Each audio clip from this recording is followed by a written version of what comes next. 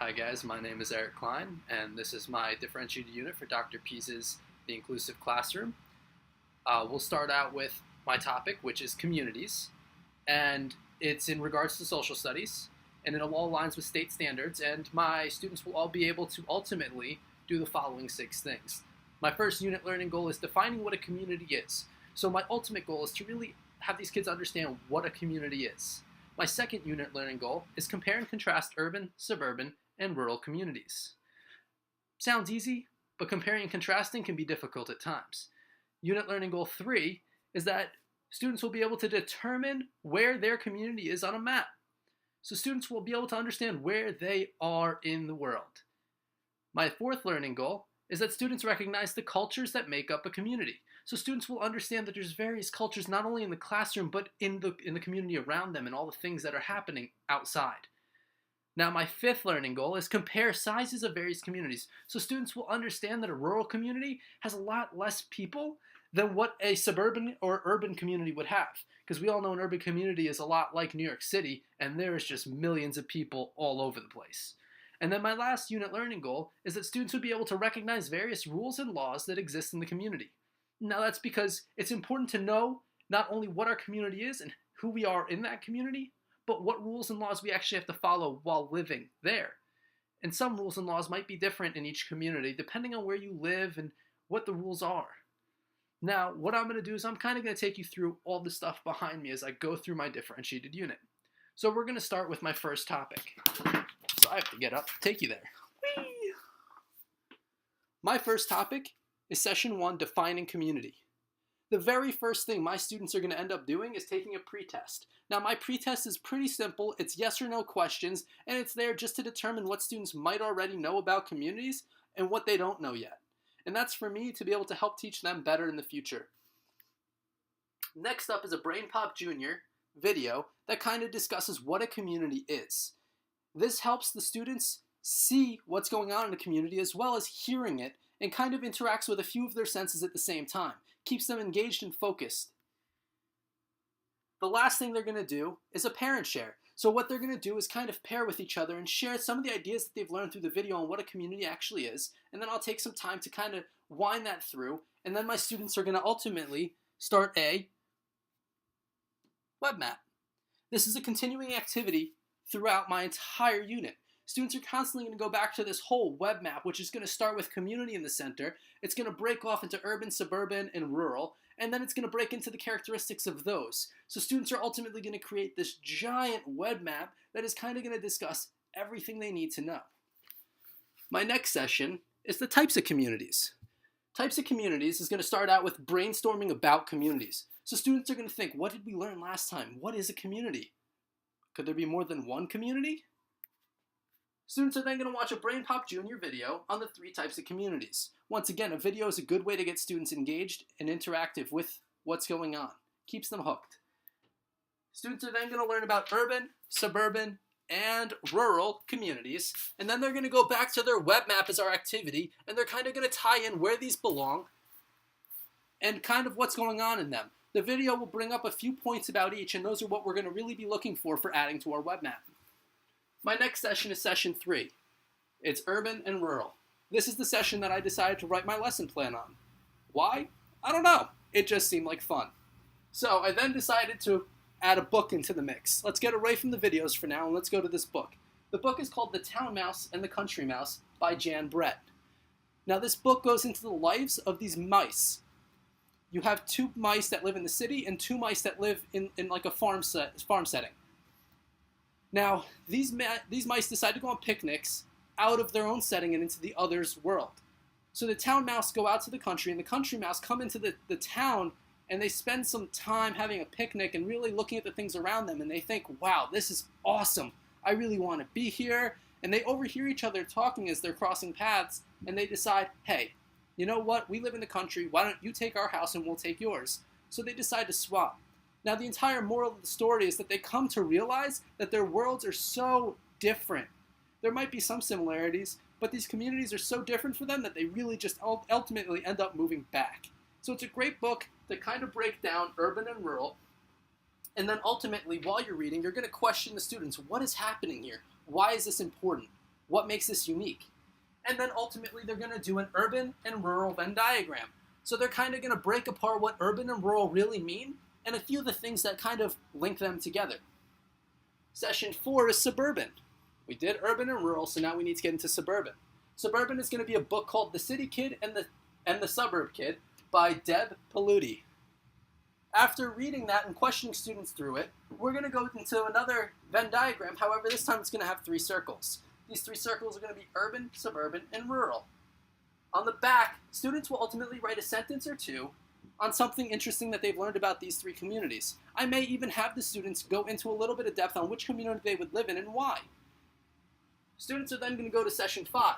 This is all about my community and I. It's going to be an open discussion to start, and students are going to kind of discuss what type of community are we. So where do we live, and what does this mean? Next up is going to be, what is a job? Students need to understand that communities have jobs. People have a role in a community. So we're going to go through what jobs exist in our community, and then they're going to do a worksheet about some of the few jobs that they might know.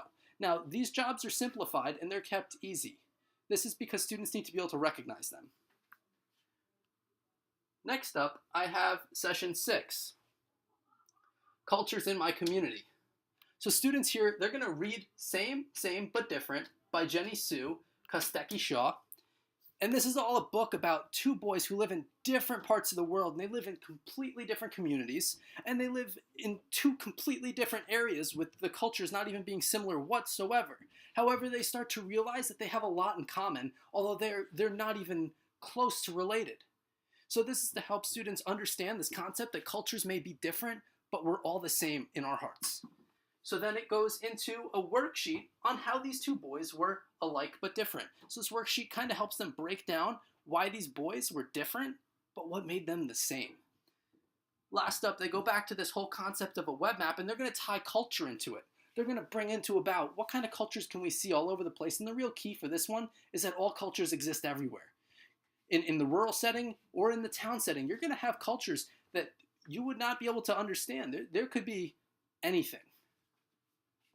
Next up is session 7, rules of my community. Now this is one of my favorite lessons simply because we're inviting an officer in for the day. Now this officer is going to come in, he's going to be prepped, he's going to know what he's doing, but he's going to come in and say that his job in our community is being an officer. And that's going to entail what that means. So he's going to kind of go through all the things that he does, and he's going to go through rules that all 2nd graders should listen to. Why are they important for a 2nd grader to know? Then they're going to go how they can be good members of our community. So the officer is ultimately going to tie up with how can you be a good member of the community that is around you? And that's a great thing because these students will finally feel connected to that community, and there'll be this sense of pride and happiness in the good things that they can do for it. Students will then do a rules worksheet to tie it up, and that's just a worksheet on some of the rules that the officer is going to talk about. Next up is session 8. This is my technology. Google Maps in my community. I love this one because students get to interact and see their community beyond just the everyday walking down a street. Now, they're going to do a follow me on a smartboard, and for me, that involves students watching what I do and following along so that they're at the same place at the same time as everyone else. 2nd graders are very difficult to keep their attention span. It's very, very, very hard to navigate a computer for a 2nd grader. So doing it with them is key to success for this lesson. So as we go through it, I'm eventually going to get the students over to Google Maps, and we're going to kind of do this little how-to and structured activity in which students understand what the Zoom function is, how to type in an address or the name of the school, and that's really going to be the key for this lesson. So everything is just going to be monitored through how far the students get and if they're truly paying attention and understand what they're doing. Next up is my 9th session. This is where Google Maps really comes into play. This is mapping my community. Students are going to use Google Maps to find their home and kind of trace how they go from their home to the school. Now students will do this on a sheet of paper that'll have specific directions for them to follow, and ultimately what they'll do is they'll end up creating this nice cute little drawing that should have their home, the school, and a few landmarks along the way. So they can use Google to figure out what kind of landmarks they should put up. Now what gets a little better for them is that for homework that day, they're going to go home with their map, and they're kind of going to create this very simple list of directions on how to do it. Now their parents are going to be able to help them with this, and that's something that they're probably really going to need to know. Students will then hand that in, and that'll be graded as a normal assignment. However, I may have to use Google Maps to figure out if it is accurate or not. So that kind of ties in for myself as well. Now, lastly is my session 10. It's my closing of community. So we've kind of gone through all these concepts of community, and we're going to go back to the pre-test, and we're going to take it as a post-test. Now, students on the post-test should all score relatively higher than they did on the pre-test before the entire unit even started. Actually, to be honest, all these students should score relatively high, with very few mistakes. This unit, keep in mind, is differentiated from top to bottom. There's going to be some students who are mediated and will struggle with materials, and because of that, there will be necessities provided for them. Now, you'll also have standard students who are on this normal everyday level. There's no real challenges, but there's no real struggles. They're in the middle, and those students are going to usually be paired with each other. So in pair and share, they're going to be sharing with someone on their own level. And then we're going to have our enriched students, which is our group of students who are just excelling at everything. And these are the students, or maybe not everything, but they're excelling at this topic and this concept. And that's all determined pretty much by our pre-test. Now, these students are going to be paired with the mediated students in order to kind of help teach them what is really going on here. And at the same time, they're going to enrich their own learning through that. So that's my unit. It's all about communities, and it's by me.